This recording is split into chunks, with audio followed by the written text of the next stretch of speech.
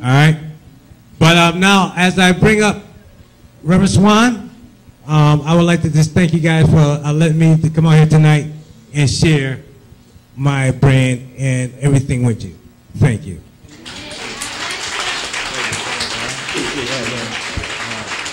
Come on, let's give Sam Bradley a rousing applause.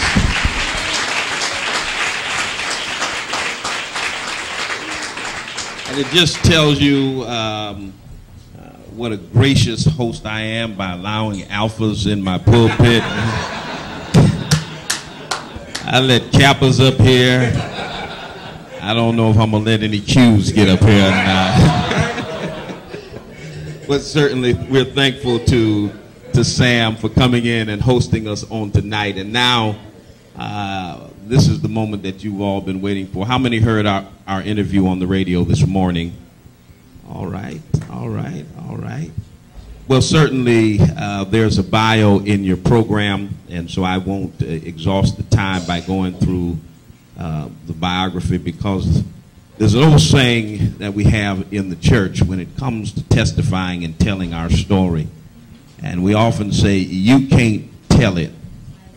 Let me tell it, what the Lord has done for me. And so nobody can tell Kemba's story like Kemba can tell her own story.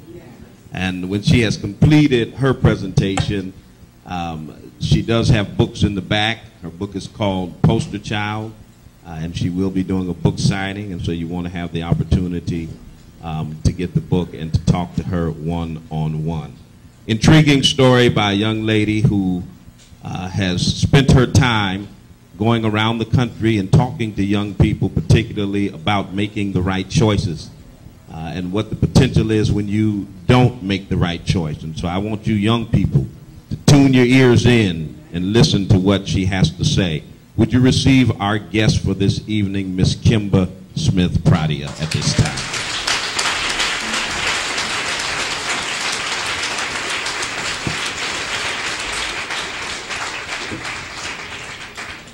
Good evening. Good evening. It brings me great pleasure to be here at Spring of Hope, and Reverend Swan, I just want to thank you for your support and your encouragement.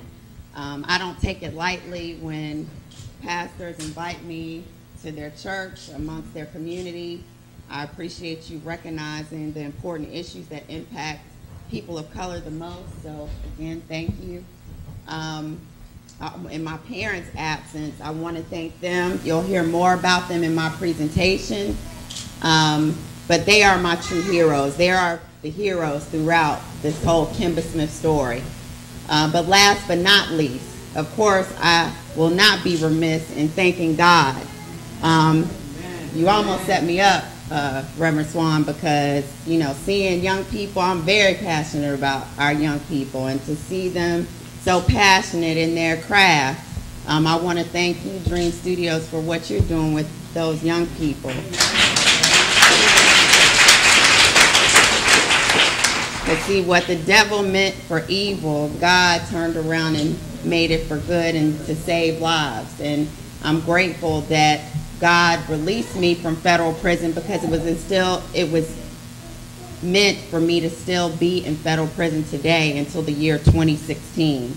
So when I see the young people dance to some of my favorite spiritual songs, never would have made it without you, I would have lost it all. When I share my story, you all will understand what God has brought me through. I know you've already know God's power and what he can do and understand his grace, but I will be a prime example.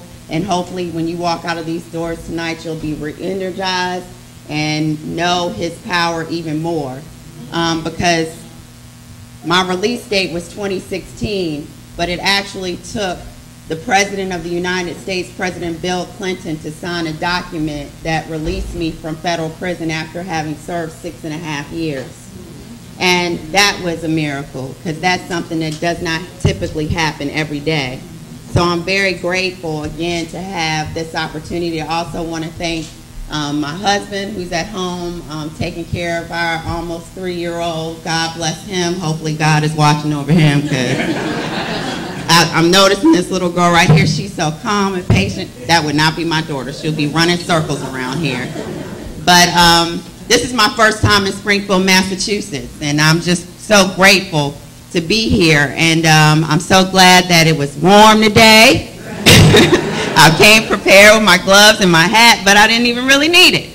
And it's just, again, amazing at how God works, because walking through the door, there was a woman who greeted me, and her daughter actually was incarcerated with me in Danbury, Connecticut. And while I was incarcerated, God seemed to put people along my path to help keep me up. So I want to thank you, Brenda's mom, if you're still in the room, for taking the time out to come hear me tonight and to be supportive. But usually I show a video where it's a BET interview clip. And in this video, you will be introduced to my parents. You will be introduced to my son. I also have an 18-year-old son who's a freshman in college. And I'll tell you more about him, too, because he's got his own testimony. But in the video, you would see me in my prison uniform, in my khakis, and actually in federal prison, because some people just see me for face value and not really being able to imagine me actually being incarcerated. Don't let the clothes fool you. God has brought me through some stuff. I was a diamond in the rough. And I'm not one of those people that have been through my prison experience and said that I didn't do anything wrong or try to sugarcoat stuff. So I am grateful that there's some youth in the room, so that you can gain some knowledge, because since my release in December 2000, it was important for me, despite my attorneys telling me that I needed to move on with my life and not speak out publicly about my ordeal, because they knew that the federal government was not happy about the president signing a document to release me. But despite them advising me not to speak out, I knew that God opened those doors for a reason. And I tell people, be careful what you pray for, because when I was on my knees praying to God, asking him to free me from my situation and to allow me to be a voice for our young people so they won't have to go through the same path I went through, I had no idea how he was going to do it. And actually, when I prayed that prayer, it was only until after I was sentenced to 24.5 years. So I was looking at a piece of paper that said my release date was 2016. So I didn't know how God was going to answer my prayers. But understand that even while I was incarcerated, God had me share my story. And it's been important for me to do that. Most of us adults in the room wouldn't want to talk about the poor choices we made back in the day. We want our kids to think we just had it all together all the time. But for me, I feel as if each and every young person shouldn't have to make each and every mistake there is to make in life, that they can listen to someone else's story and make a determination that they don't want to go down that same path.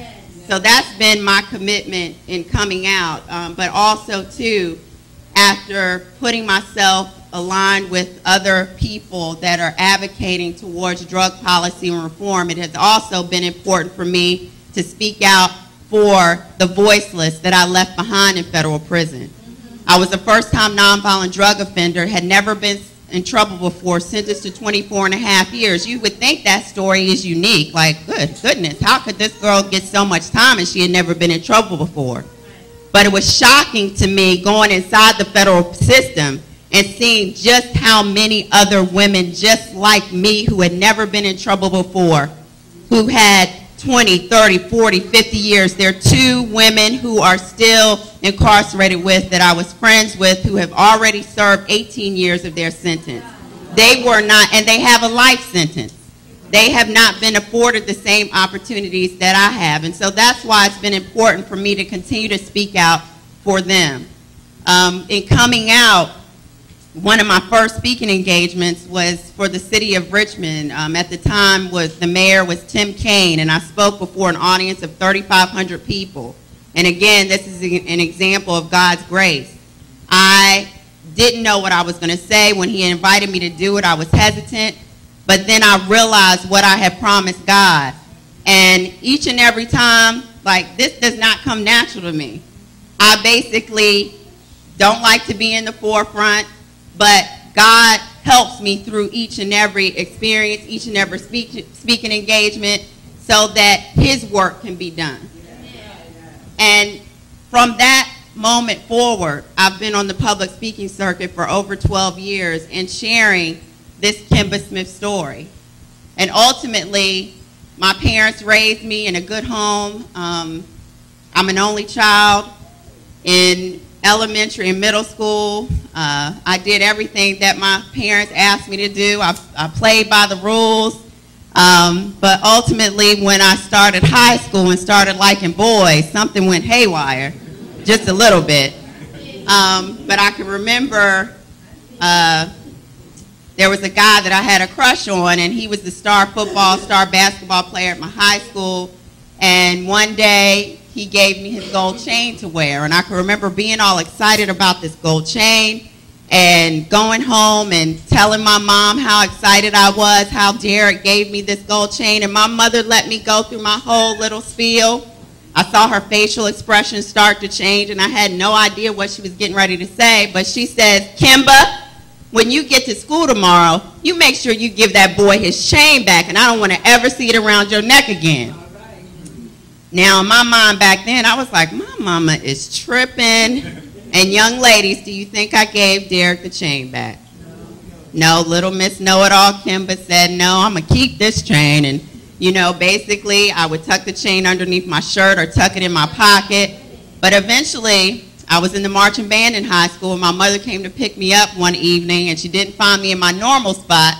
And so she went over by the football field house, and there she found me and my girlfriends. And I saw her pull up, and I know none of you young people ever feel this way, but when she started getting out the car, my heart started beating real fast, like, what is she doing? She gets out the car, comes up to me, and what do you think was shining around my neck but that gold chain? She snatched the gold chain from around my neck, went inside the football field house where there was nothing but guys and coaches, found Derek and told Derek, if I ever catch this chain around my daughter's neck again, I'm going to flush it down the toilet. That was it for me in high school. Basically, all the guys in high school knew my parents were crazy and they did not play. So if I was going to talk on the phone to a boy, it was going to be an undercover operation. I'm behind the couch trying to make a phone call. But one of the things that I didn't realize of what my mother was trying to teach me was the fact that no boy, no man should be able to give you something tangible and automatically think he's in good with you, that you guys can start a relationship just because he's giving you something. It takes a lot more than that. It takes a lot more as far as showing you respect, showing you certain characteristics in his manhood for you to even consider being with that person or being in a relationship with that person. But that's why I believe it's important as parents to make sure that you're having healthy communication and dialogue. I know oftentimes we want to just be the authoritarian, and if I said do it, you do it, don't ask me why. But ultimately, we need to make sure they're understanding the no's so that they can understand the full lesson of what we're trying to teach them. And so when it came time for me to decide what college I wanted to go to, in Virginia, there was this school, Radford University and Hampton University. And so ultimately, I went and visited Radford University, and it was pretty much like my high school experience because I grew up in going to predominantly white public schools. And when I got there, I was just like, I don't know, maybe we'll see. I'll come back to this one. But when I went on Hampton University's campus, the moment I stepped foot on that campus, I have to be honest about this one, I was with my parents too. And the first thing that came to my mind was just, oh my goodness, look at all these fine black men. And I knew right then and there that Hampton University was the school that I wanted to go to. I didn't care what my major was going to be, what they were good in. I just knew that Hampton was the school for me.